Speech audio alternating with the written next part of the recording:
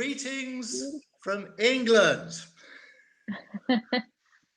Hi, Tatiana. Hello. How are you? Hi. Great. How are you? That was Very, beautiful. very good indeed. Well, that is very appropriate actually, because the harvest happens in September in Champagne in France. And Yeah. this piece of music that I've just played, I can't get my lefts and right on this system sorted out. You see, it says there, for the flute. And it's not modern music, this is from a play in 1670, written in 1676 by a gentleman, an English gentleman called Sir George Etheridge. And the play was called A Man of Mode. And in it, it's the first reference in English literature to champagne as a sparkling wine.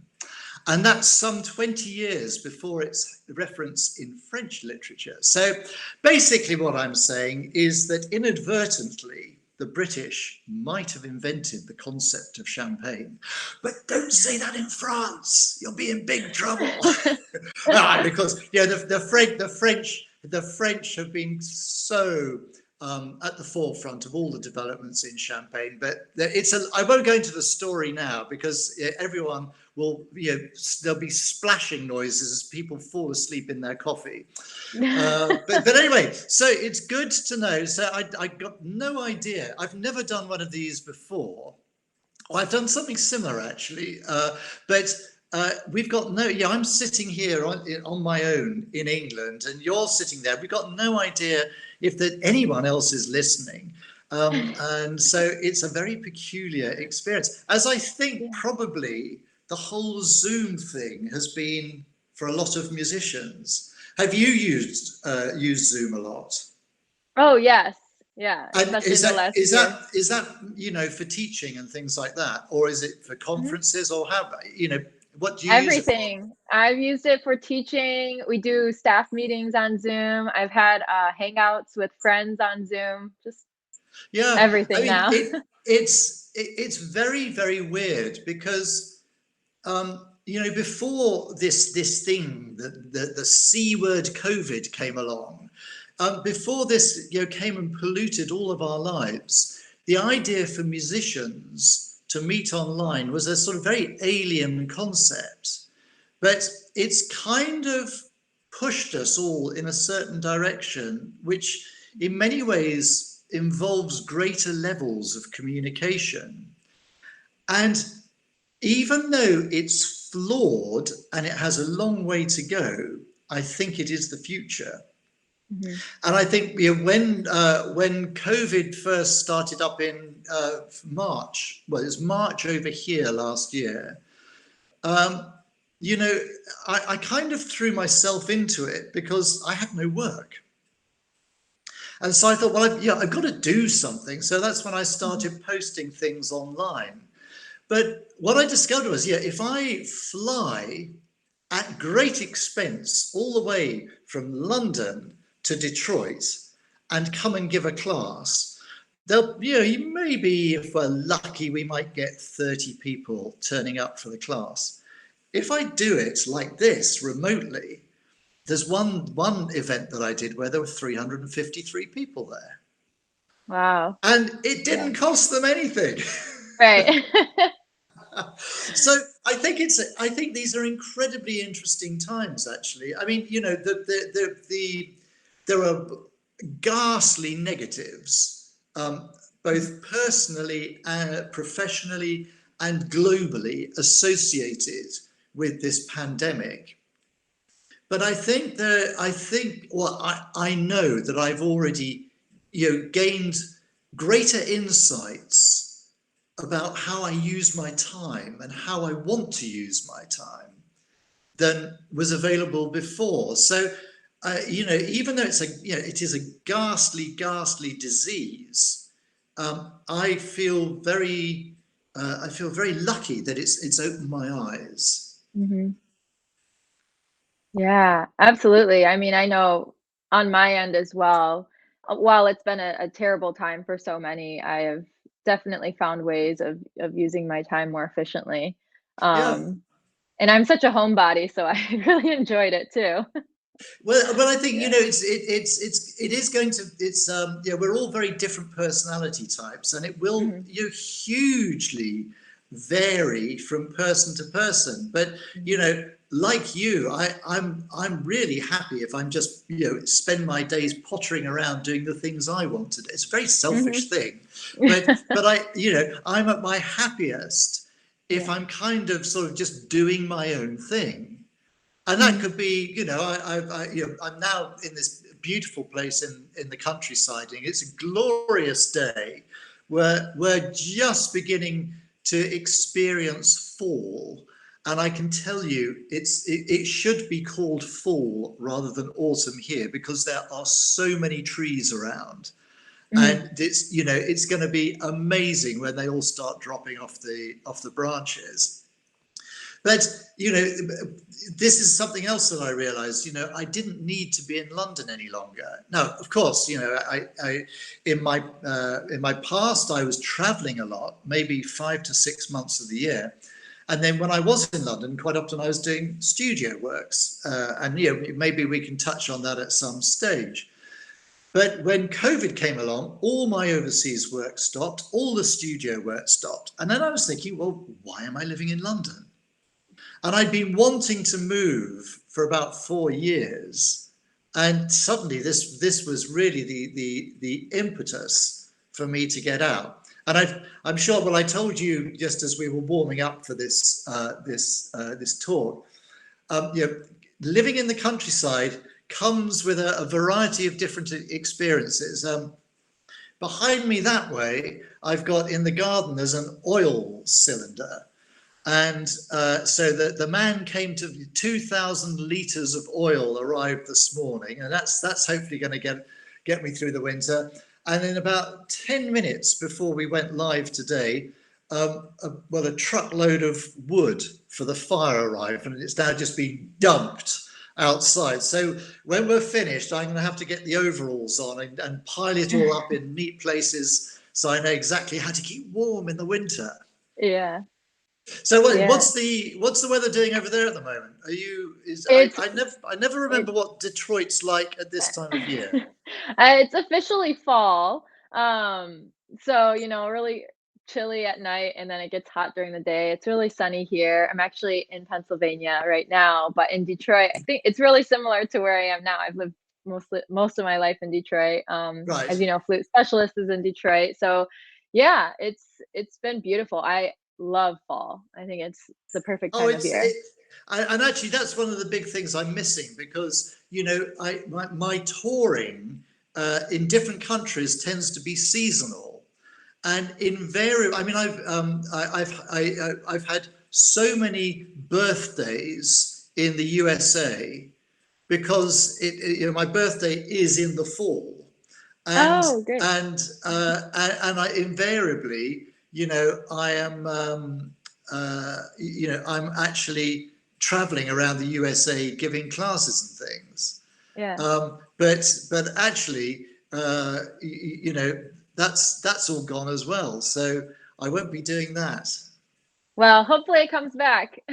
Yeah, yeah. I mean, I do. I greatly miss the people, Mhm. and I greatly miss the travel, and I greatly miss the food as well. I mean, when I'm probably going to upset anyone who's listening who's a vegetarian or a vegan, but when I am in the States, I absolutely love a good steak.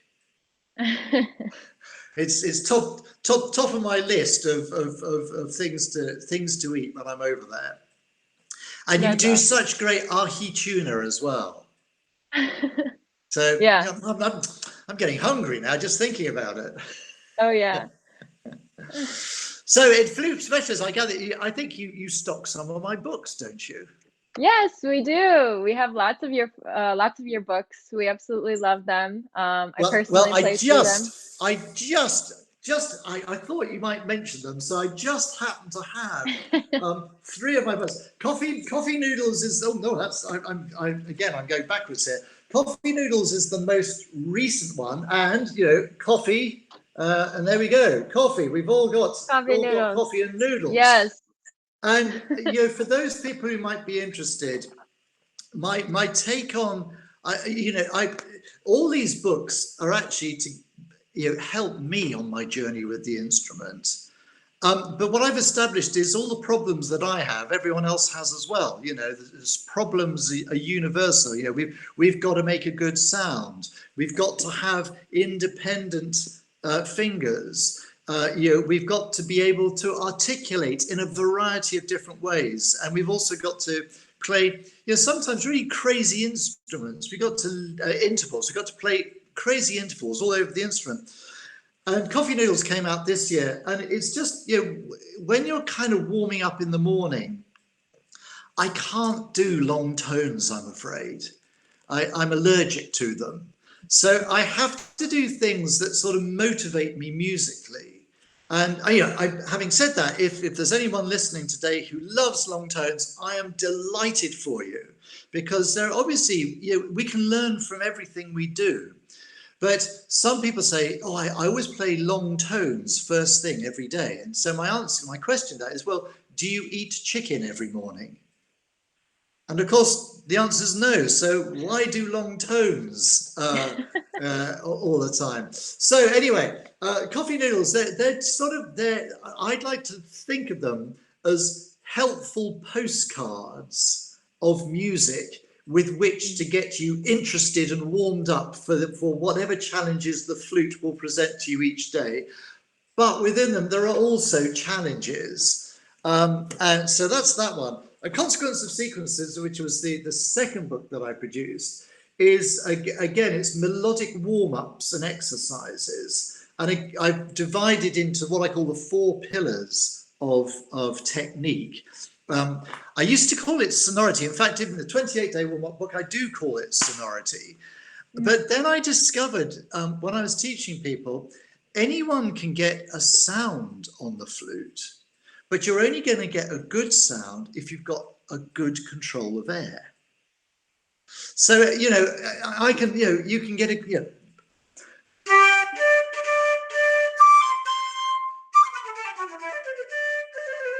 I'm sure numerous people will have heard it played like that. So all the right notes, but zero personality. And your personality, for me, is in your air. So we've got to learn to breathe correctly before we actually, think about sound. So I've shifted. I don't talk about sonority so much. It's a crucially important subject. But what I want people to understand, in my view, is that you've got to have good air control. Then you can think about what you're going to do with your sound. But you can't do it the other way around. You can't have a sound and then think, oh, I'll work on my air control now. No, the air control has to come first. So that's the Consequence Sequences. And then the other one, which is the old Die Hard, the 28-day warm-up book, which I think it's been around for something like 14 years now. And again, that came about with a frustration in lots of the things that I just couldn't do myself. And so I decided to write exercises that would challenge me, but would also sort of lead me somewhere on a journey.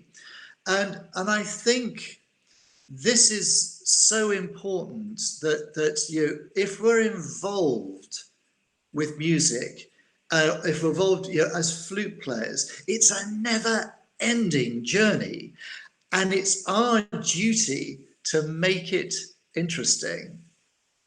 So it's there's a lot to think about, and of course, if it was easy, I should have stopped playing years ago.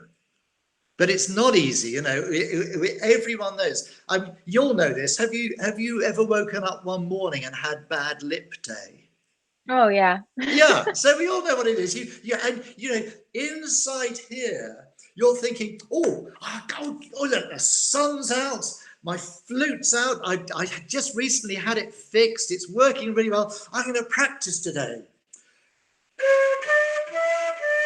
and you sound like a beginner again. Mhm. And it's, you know, we're frail human beings, and not every day can be a day of absolute perfection.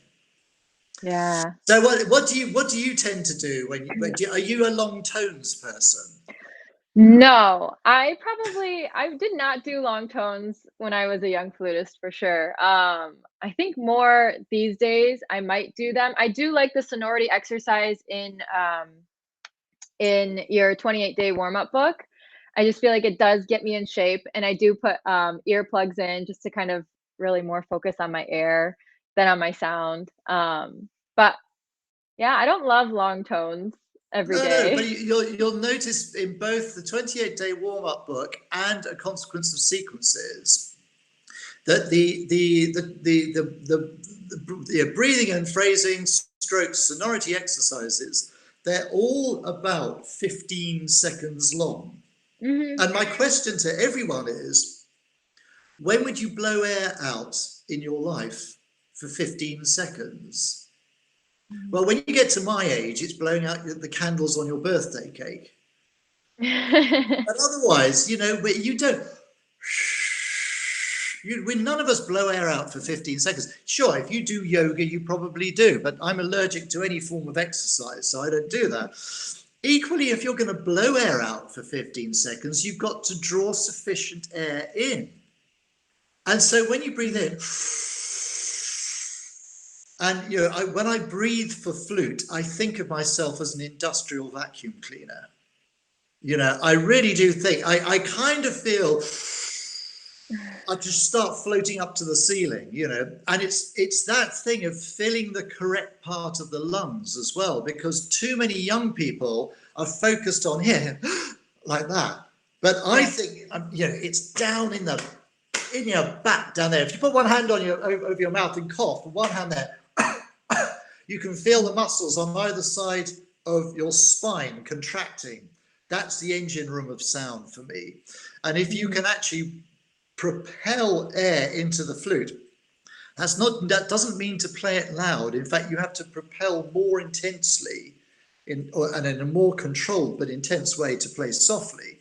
But that's where that control comes from. And you know, unless you're exercising, you're unlikely to be using that part of your lungs very much. Mhm. So, Right. uh, and of course, you know, this is the other thing. I mean, I'm sure there might be some people who play single and double reed instruments here. And, you know, any musical instrument is difficult to play. But I kind of think, and I mean this in the nicest way, and I include myself massively in this, I think flute players are just a little bit stupid because we've decided to play an instrument where the air leaves our body before it gets into the instrument. If you play the oboe, clarinet, bassoon, or saxophone, there's something called a reed, and that reed is connected to you because it goes into your mouth. No, we just blow into the atmosphere first to see if we can make music. And of course, over in the States, so many people in college are in marching bands.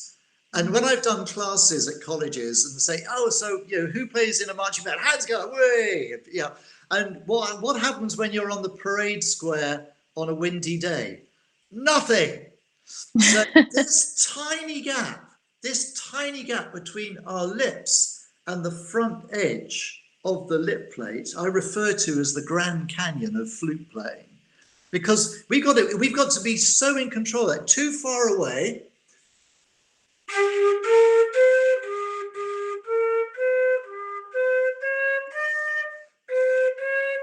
And we've all heard 7-year-olds doing that. That means the air dies before it gets to the cutting edge. Equally, too far over,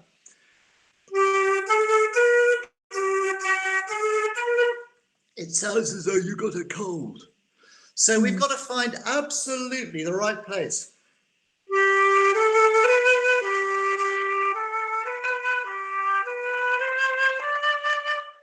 And you know that just, and the other thing we can't see here. So we've got to stick this alien object on our face and make beautiful sounds. It's not a very intelligent thing to do, is it? That's so funny. That was the most beautiful Frere Jacques. I loved it. The third one. The third one. Good, good. Oh, So actually, I've got a question for you. How old were you when you started flute? I was 9. Oh, I was, Fourth hey, grade. it's good. I was 9 too. And the reason I was 9 is because at the age of 7, my aunt emigrated to Australia. Mhm. And she emigrated from England to Australia. And at the time, there was something called the £10 ticket. And it meant for £10, you could go on a ship all the way to Australia to emigrate, but you could only take what you could carry with you. And she didn't want to take her violin, and she gave it to me. Have you heard a 7-year-old try to play the violin?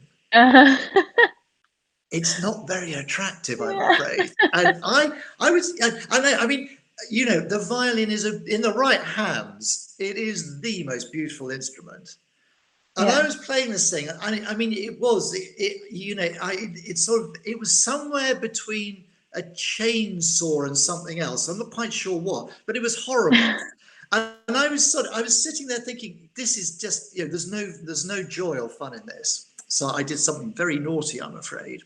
I slowly took it to pieces, and it took me 2 years. But then my parents said, "You don't like the violin, do you?" I went, "No." I said, "What do you want?" "I want to play the flute."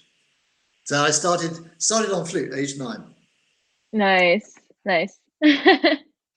Good. Wow. So I can see there's I can see there's some questions there. Oh, Do- Rhonda Benson Ford said, "Could Paul show a little bit of the studies in the book?"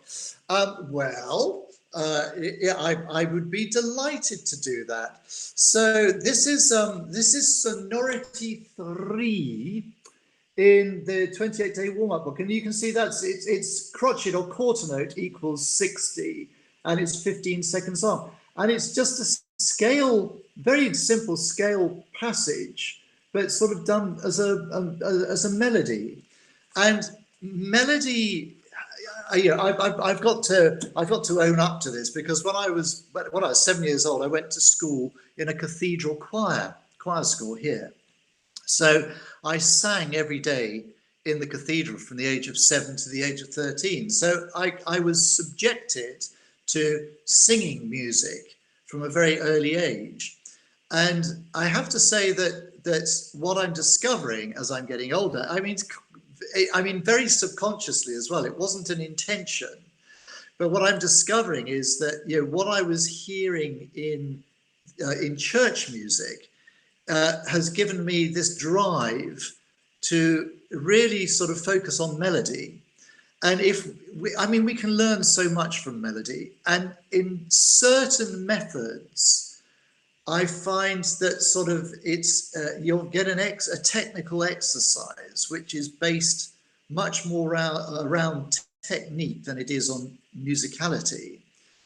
Now, yes, it's our job to make something musical, but if the material you're dealing with to start with is limited, I think that's a tough ask. And, you know, there are no shortcuts with musical instruments, but if we can actually find ways of improving our technique, in a way that we can sort of develop personally through technique as well. Whereas if a teacher says to me, you know, do this and do this every day and don't do anything else, because this is how you're going to improve, I feel I'm in a straitjacket. And you know, when I'm teaching, I want to try and find, you know, I'll say to a student, look, I know how I do it, but how I do it isn't necessarily how you are going to do it. But what we've got to try and work out is how you too can do it and what's required.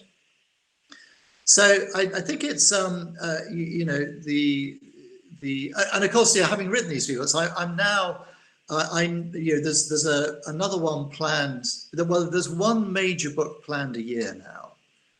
So Wow. Flute Specialists is going to have a whole selection of my publications in about 10 years Oh to yeah. come. And I enjoy the process of putting a book together. I enjoy the challenges of trying.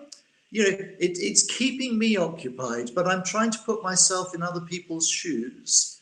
So if they were learning the flute, what kind of things would they like to do? And that's where I came up with the concept of what I call the 4 pillars of study, which I'm now focused on, which are breathing and phrasing, stroke, sonority, finger work, because we all know that those 4 fingers are quite possibly the property of the devil, and they've been sent to completely disrupt our flute playing. So an exercise for you is that. I don't know if people you've got to put you've got to touch all your fingers, and then you've got to do that with your fingers, with just your 4th finger. And now you've got to do it without the fingers touching. You're not allowed to touch it. And now do that. And I like to be able to, that's another good thing that flute players should be able to do as well. Just cross your fingers. What if we can't? No, you can't. You can't. You've got to do it on your own. It's this one. Yep. Yeah. But you see, this is because I had no friends when I was a child.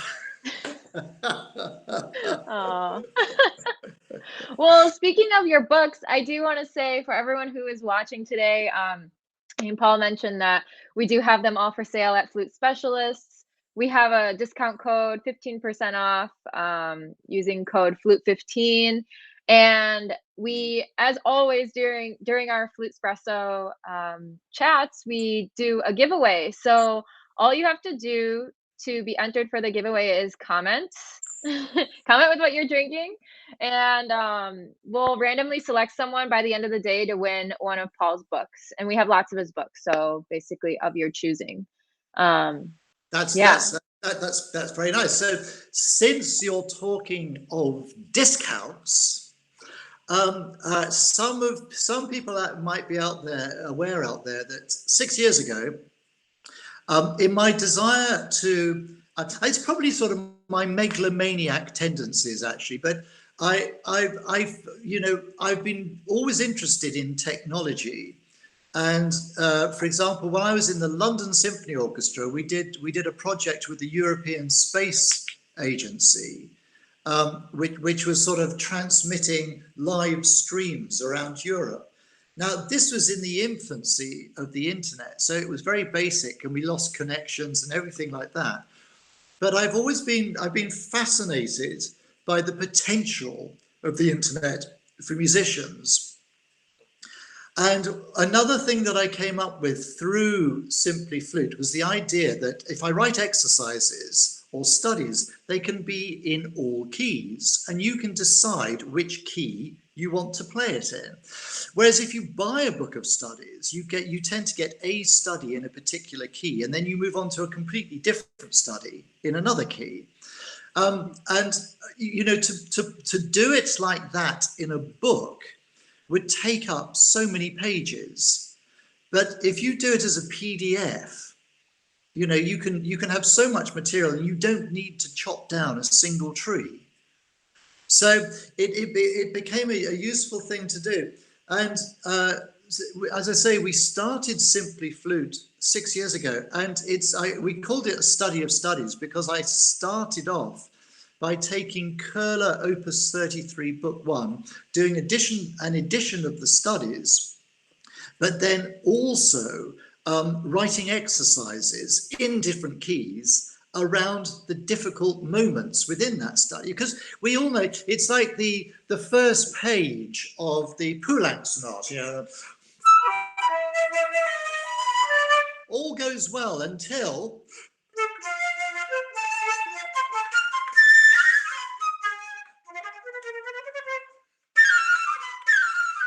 it's that finger. And of course, you know, most people, you know, I am a typical human being. When I was younger, I would play that passage and it would always be wrong. And rather than think, Paul, do something about this to make it better, I would think, don't worry, Paul, it'll be better tomorrow. And of course, it never was. You have to do the exercises to establish independence in your fingers. So again, on the Simply Flute website, I've broken it down into 4 areas of technical, the 4 pillars exercises, and I've broken everything down into elementary, intermediate, and advanced. The beginner section is being worked on, but we haven't got a beginner section there yet. But anyway, there are now on the Simply Flute website, which is www.simplyflute.com, there are more than 2,000 pages of text and music that I've written.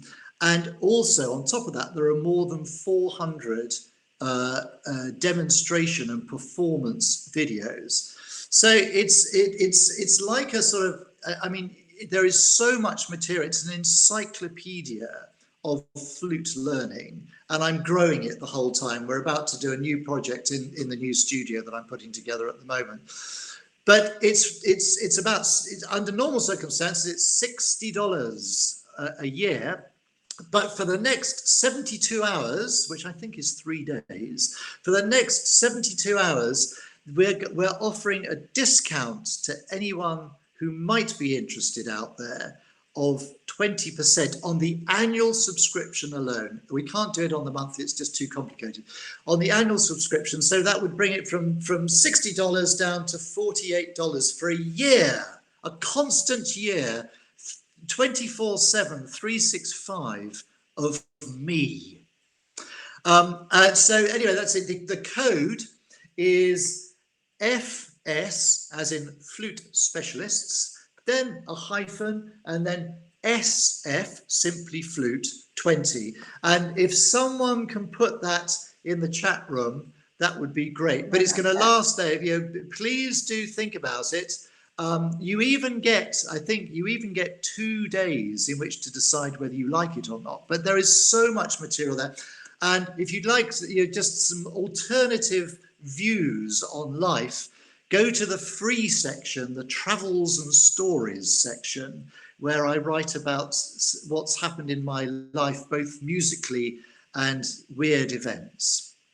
So that's it, FS-SF20 for a 20% discount. And the other thing I have to say, because it's registered in the UK, when you put your details in, you have to shift the country box as well, because you think, if you're in the USA, you think it's automatically defaulting to USA, but you have to go into that little box when you sign up and shift it from UK to USA.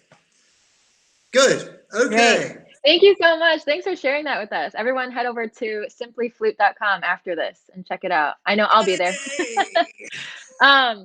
So we have a couple questions in here, and one question I wanted to ask you as well. So we all know you, I think, as the principal flutist of the London Symphony for 20 years, right? And amazing, incredible, so many wonderful performances and recordings that we've gotten to hear.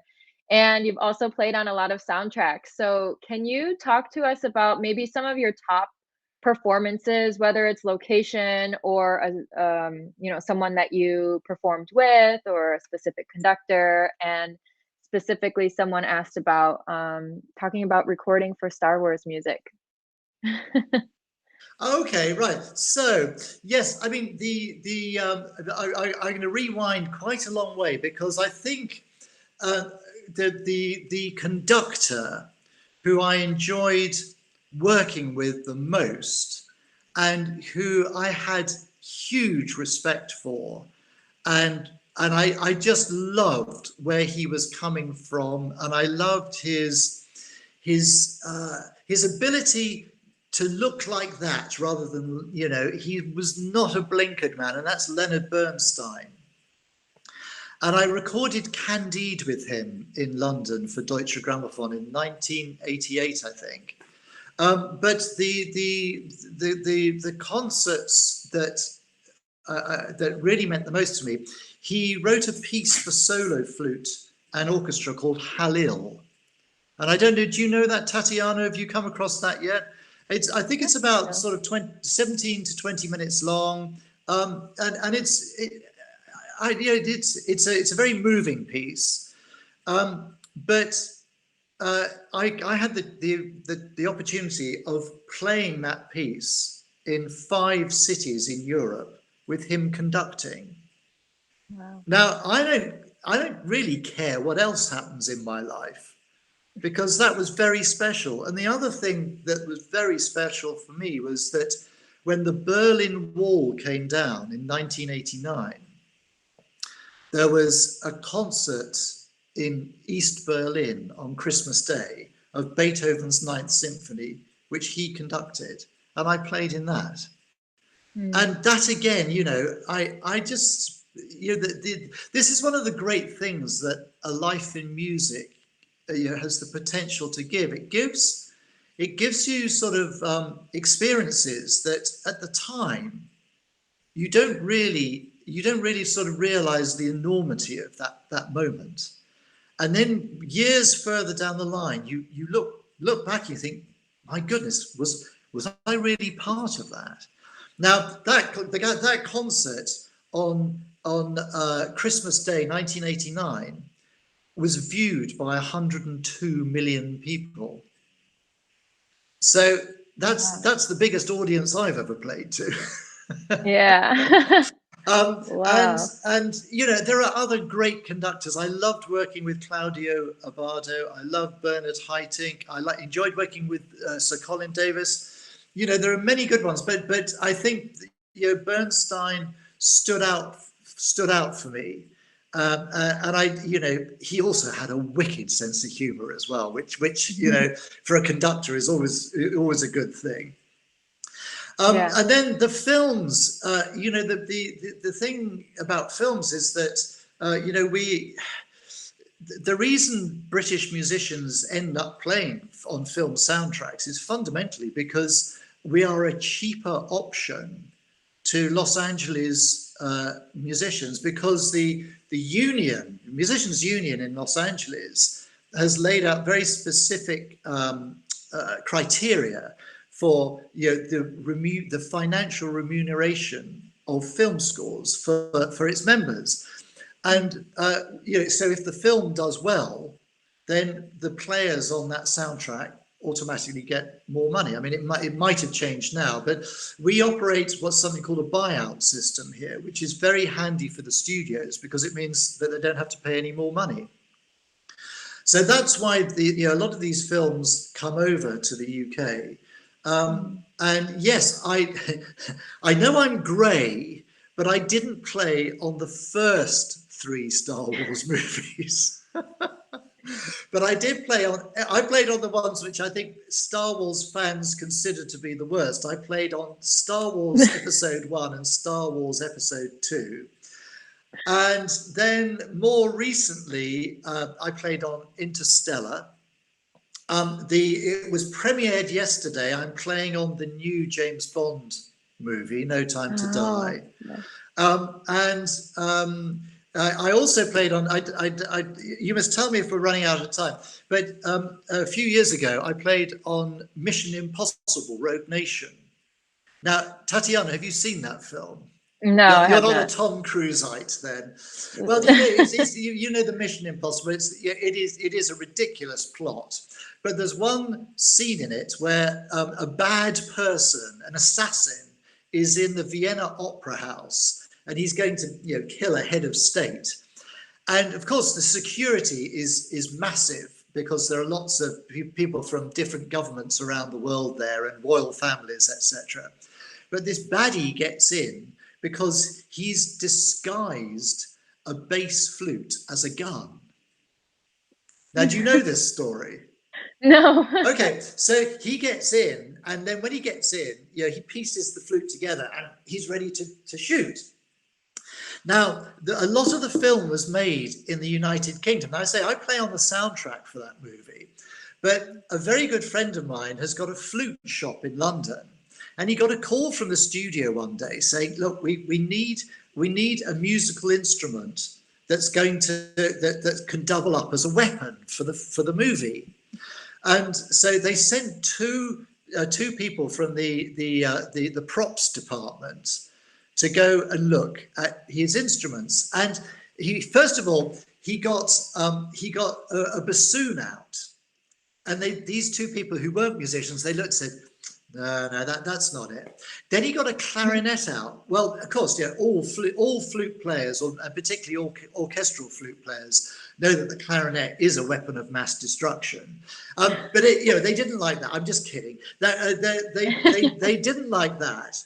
And then he went out and he got a bass flute out, and he'd just taken delivery of 3 quite expensive, $12,000 bass flutes. And he opened the box of one of them, and the studio guy said, "Oh wow, yes, that's it. That is it. No, we might need to change a few things though. Have you got any more of these?" He said, "Yes, I've got 2 more of these." So I said, "Well, buy all 3." So something like $36,000 of bass flute were purchased, but they were then taken back to the studio and cut up into bits and then rejoined in a way to make it more look like a weapon than a bass flute. Oh, wow. So I think we all have to have a moment's silence for 3 bass flutes that died in the making of Mission Impossible Rogue Nation. There you go. So I've played on those. I played on Braveheart, going back a long time. Honey, I Shrunk the Kids. Who Framed Roger Rabbit? Aliens, the horror movie. I played on that. The Land Before Time Began, which is a dinosaur cartoon. Yeah. So that's been great fun. And you roll up at the studios. The one I go to most often is Abbey Road Studios, which of course is famous for the Beatles. Mm. And with the John Williams films, Star Wars, you turn up and you have no idea what you're going to be playing. You know it's going to be Star Wars, but you know it's John Williams, so therefore there's going to be lots of scale practice. Right. But the ink is barely dry on the music when you turn up at the studio. So there's a kind of weird adrenaline there that I love. I love that feeling of on the edge of your seat, and because they'll play it through once, make a few adjustments, and then the red light goes on and you're recording it. And so it's quite intense. And sometimes it's very busy, like with the John Williams movie, and then other films. Sometimes they're just sort of like you're seeing golf balls on the music, and everything moves very slowly. Now, of course, there's I was doing a video. I can't even remember what it was. I was doing a video game last Friday. I mean, these things come and go so quickly that it's a sort of a conveyor belt of notes. But increasingly now, people are taking the all instruments to their extremes, because people are looking for new sounds. And I'm not sure the flute at the extreme top is a particularly beautiful part of the instrument. Anyway, so that's the films, and yep, they're coming back now, and we're doing more and more. But it's because of COVID, that went very dry for the best part of a year, I think. Right. So. Well, that's incredible. I think we all have a new list of movies we have to watch now. Well, if you go to my www.pauledmunddavis.com website, there's a whole page with all the posters of all the films that I've played on. And I mean, there's if it's of interest, please do go and take a look. I need to update it actually, because I did Deadpool 2 as well, a couple of years ago. You can't hear the flute in that, but I've done all sorts of movies, and Maleficent and things like that. So I mean, they're all there. But as I say, they go. I'm sieve-like with my memory of the films that I've played on. Yeah. So does anyone have any more questions? And here, I did have another question that came in earlier. Um, and someone was talking, and I talked to you about this yesterday. For all of us who are Facebook friends with you, we saw that you moved recently. Oh, yes. So I don't know if you'd be willing to give us a nice little tour of the Hang on house, a your second. studio. Okay. All right, so right, it's a bit of a mess, but I'm going to move you around. Right, everyone. So I mentioned the oil arrived this morning. Now, if I do that, you can see the logs on my driveway. There, can you see the logs? Can you bring it up a little more? Yeah, there we go. There we go. So I'm going to have to be moving those. Here's my kitchen. There's the kitchen, and this is my new table. I'm really happy with this because this is the wood is from a cotton mill in Lancashire, and all that wood comes from 1832. And then we move forward. So that's my grandfather clock. Woo! And then we move forward. A lot of people will have seen. It looks as though it's about to rain here now. A lot of people have seen the music cabinet here, but here we go. This is the front room. And then you move through to the conservatory. And I don't know, can you see in the background a cabin over there? Can you bring it up a little more? I think we can see. Yeah. So that's my studio over there, and that's the view from the house. That's incredible. And I'm really, really very, very happy. So it's really quiet, and I can make as much noise as I want at any time of the day or night. And all I'm going to do is to irritate the squirrels, and I think that's a good thing to do to a squirrel because they irritate us like crazy. By playing the extreme high of the Yeah, exactly. Yeah. One thing I wanted to mention as well, which I told you about, head joints. And I know that Flute Specialists use stock Chris McKenna head joints and Northbridge flutes. And I have to say, Northbridge flutes are fantastic step-up flutes because, in my opinion, the head joint is where your voice starts. And Chris McKenna is a genius. I hope he's watching this, but he really is a phenomenal craftsman. And his, I met him through Northbridge, and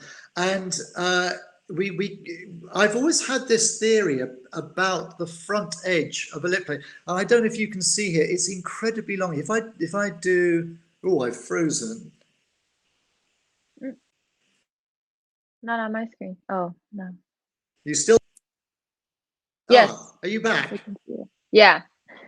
Yes, good. Okay. Good. So we froze slightly then. Apologies for that. But anyway,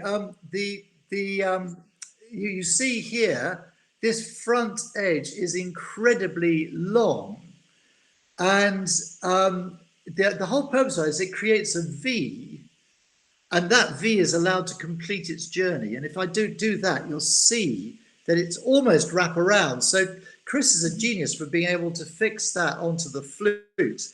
And this head joint, it's called the SF by McKenna, came out when Chris came out. Sorry, just as COVID hit. So I'm playing on mine the whole time, and I just, it's just.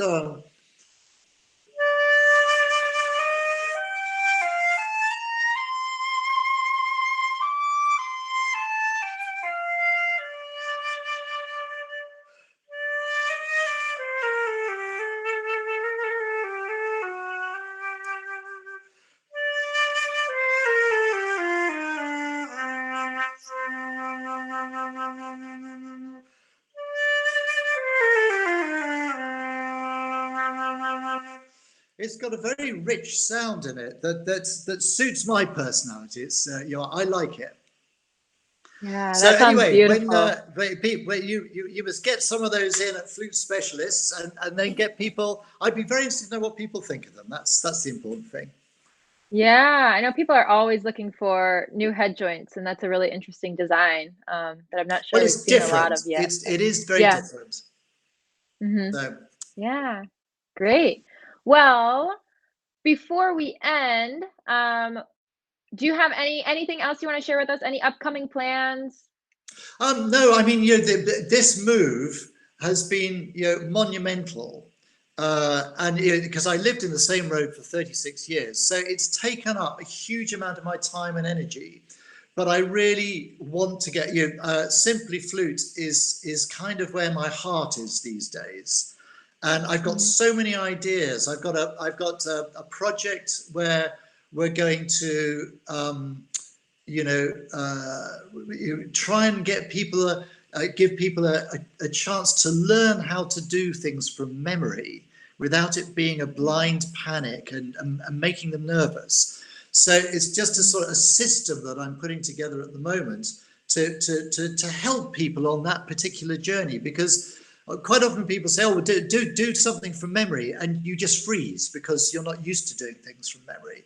And it is much better if you can do things from memory, but we have to learn how to do it, and it's small steps. Right.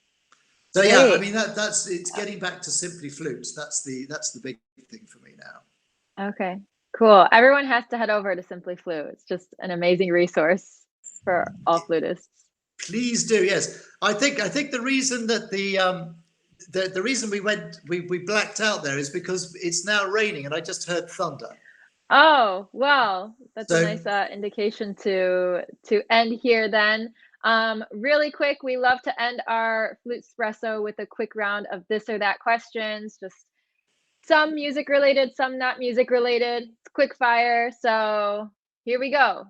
First question, coffee or tea? Coffee. Okay, alto flute or piccolo? Definitely not piccolo. Star Wars or Harry Potter? Star Wars. Brahms or Beethoven? Brahms. Cats or dogs?